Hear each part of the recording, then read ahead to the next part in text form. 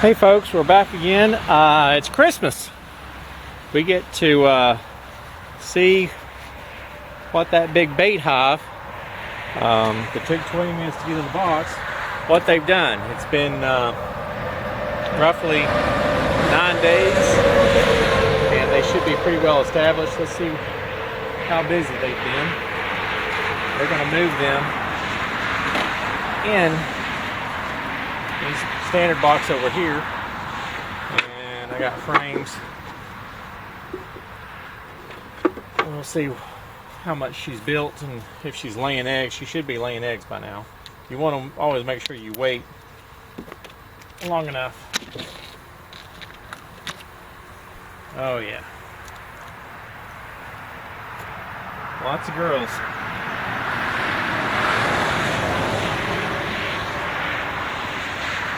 It looks like we got 1, 2, 3, 4, 5 frames what they're working on. So this was in my earlier video. These are the starter frames that I showed you. First video on my channel. By the way, thanks. My channel is a month old. Thanks everybody for subscribing. I hope you guys are learning in this difficult time of COVID.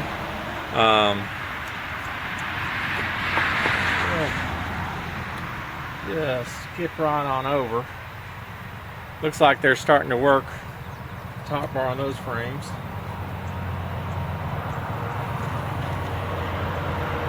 Alright, so there's our first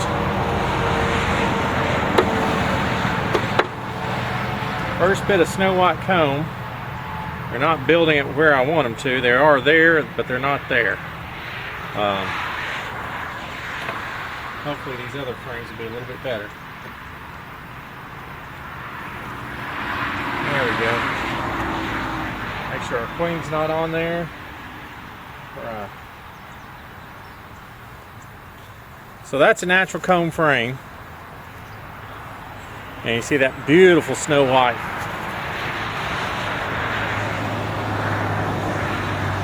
White comb. It's a little chilly, so the girls are clustering pretty good. So I'm going to try to put the colony back exactly the same order that they were building. It's facing the same direction, so we're going to move over here. I got my Sharpie around here somewhere. There it is. Well, I had a Sharpie. So, natural comb's real fragile. So what I do on all my natural frames, I mark with a big N. So I don't forget when I'm handling them to handle them extra gentle. You never want to basically flip the thing sideways because it can tear off. So natural frames are a bit of a pain in the butt as far as that goes. Oh yeah, look at there. So there's, you can see pollen and top of honey, and there should be prepping to lay. There's our queen right there. See if I can get in close enough. There's Big Mama right there. She's a good looking queen too. I'll just set her in there. Another thing I'm going to do, the mark on my box is going to be wild high.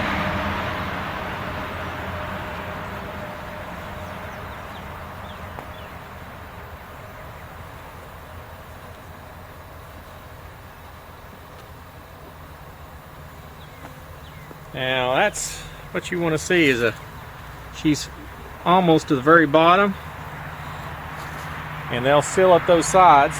That'll be a pretty good frame.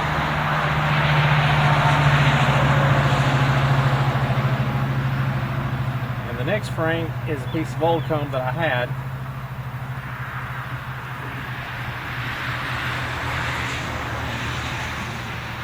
And I can flip it sideways.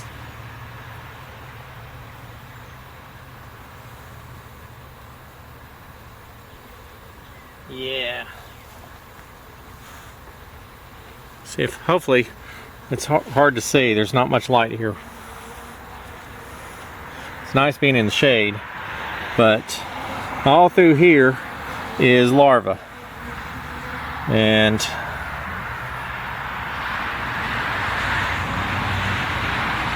I can tell it's larvae because the cups are wet with a white sticky substance. I don't even have to see the larvae. I know that they're white and sticky.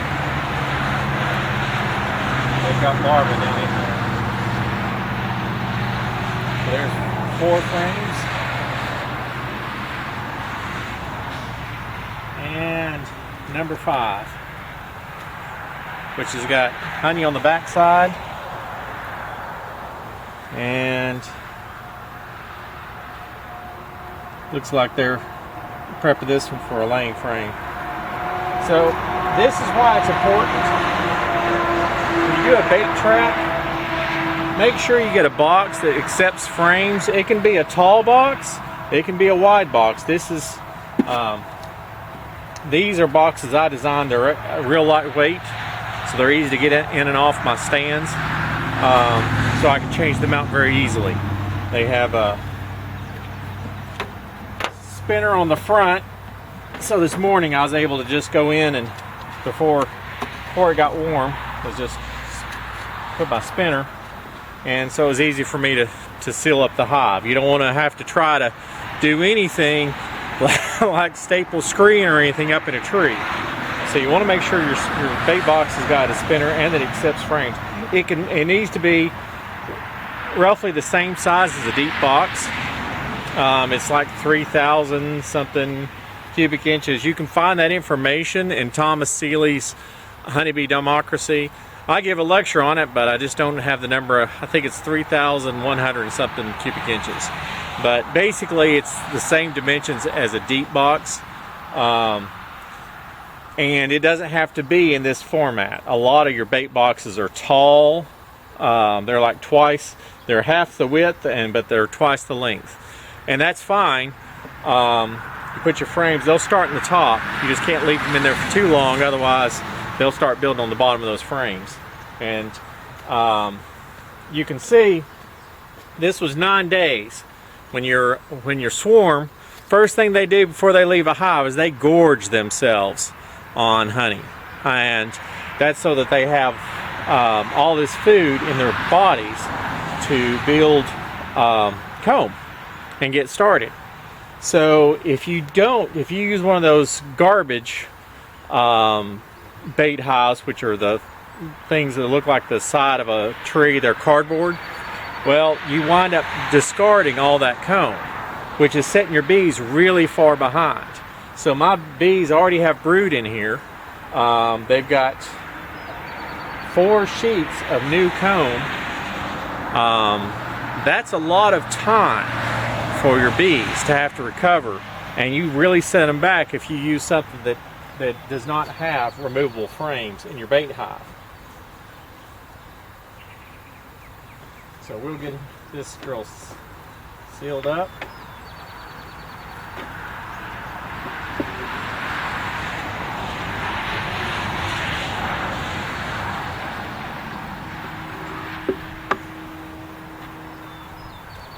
And we'll put our inner cover in.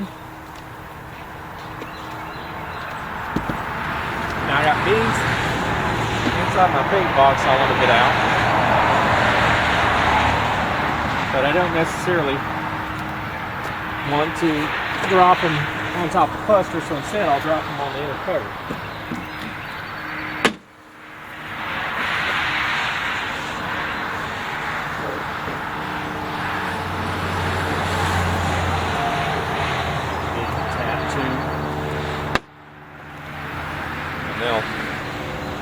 And they'll go down no problem. I'll move this.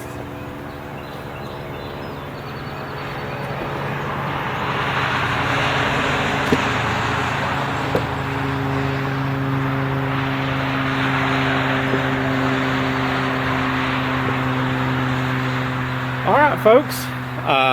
Hope you enjoyed the video. If you got any questions, leave a comment. Of course, like and subscribe. And we'll see you guys later.